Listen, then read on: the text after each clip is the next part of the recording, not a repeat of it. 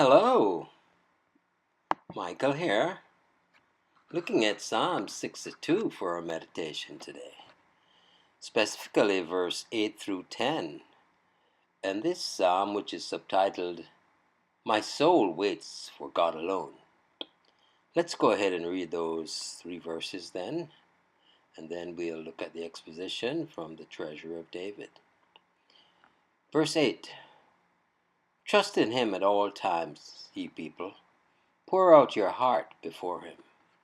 God is a refuge for us. Selah. Verse 9. Surely men of low degree are vanity, and men of high degree are a lie. To be laid in the balance, they are altogether lighter than vanity. And verse 10. Trust not in oppression, and become not vain in robbery.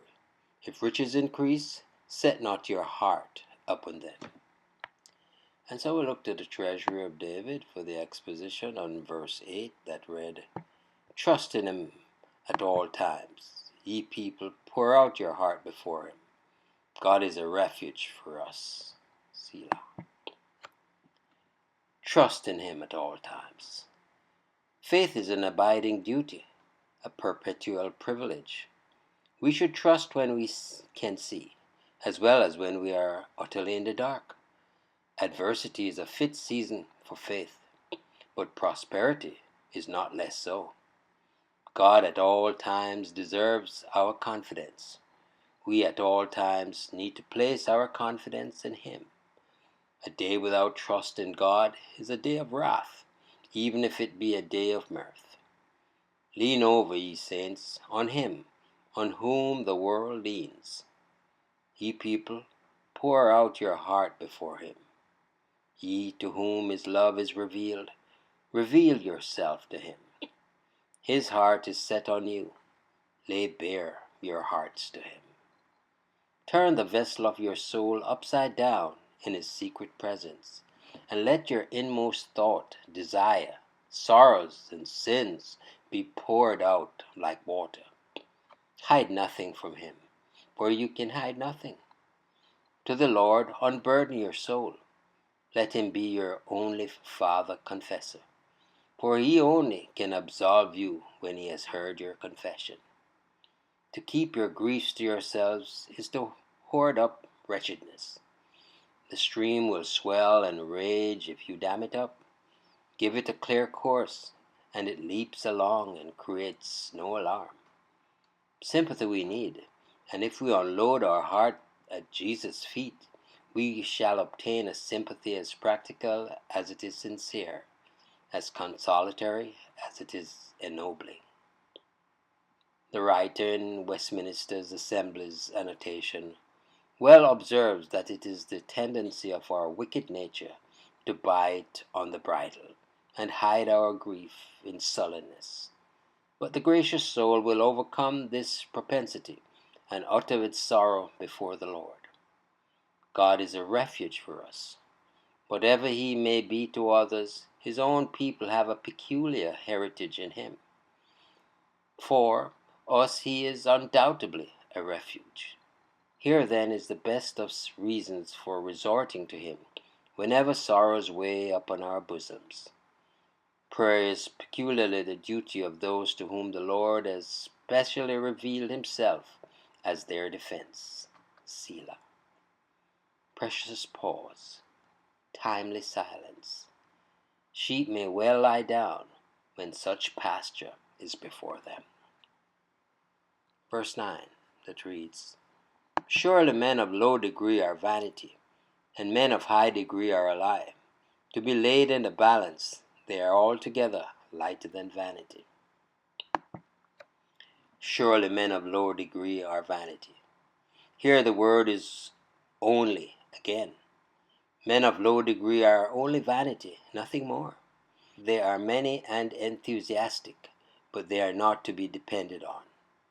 They are mobile as the waves of the sea, ready to be driven to and fro by any and every wind.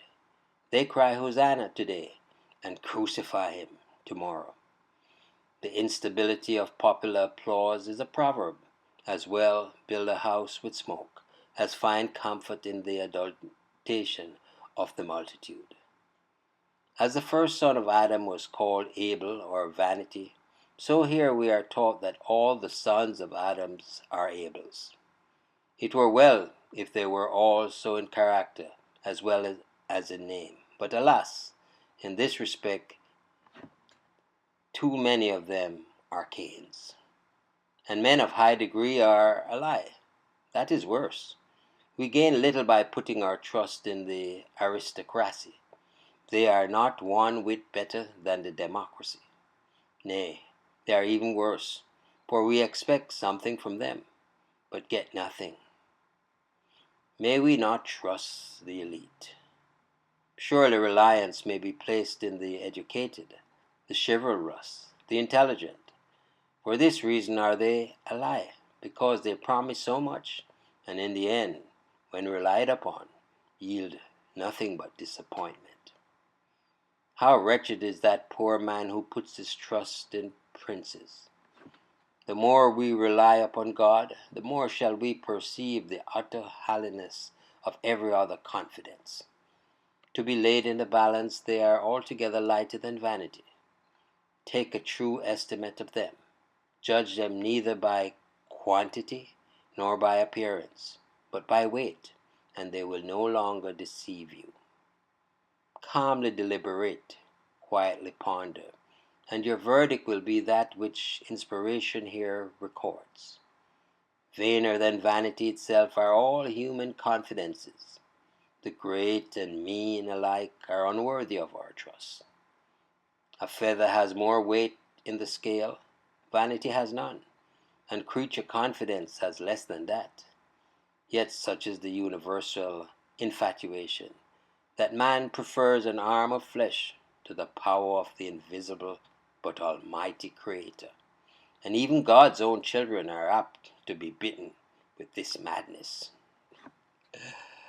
Verse 10, it reads, "Trust not in oppression, and become not vain in robbery. If riches increase, set not your heart upon them." Trust not in oppression, and become not vain in robbery. Wealth ill-gotten is the trust only of fools, for the deadly pest lies in it. It is full of canker. It reeks with God's curse.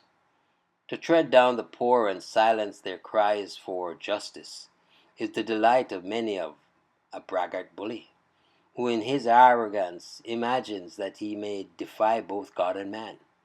But he is warned in these words, and it will be well for him if he takes the warning. For the judge of all the earth will surely visit upon men the oppression of the innocent and the robbery of the poor. Both of these may be effected legally in the courts of man, but no twisting of the law, no tricks and evasions will avail with the court of heaven. If riches increase, set not your heart upon them. If they grow in an honest, providential manner, as the result of industry or commercial success, do not make much account of the circumstance. Be not unduly elated. Do not fix your love upon them, your money bags. To bow an immortal spirit to the constant contemplation of fading possessions is extreme folly. Shall those who call the Lord their glory, glory in yellow earth? Shall the image and superscription of the Caesar deprive them of communion with him, who is the image of the invisible God? As we must not rest in men, so neither must we repose in money. Gain and fame are only so much foam of the sea. All the wealth and honor the whole world can afford would be too slender a thread to bear up the happiness of an immortal soul. Indeed. Trust you enjoyed the meditation. Michael here declaring yet again, Jesus is Lord. Until next time, be blessed.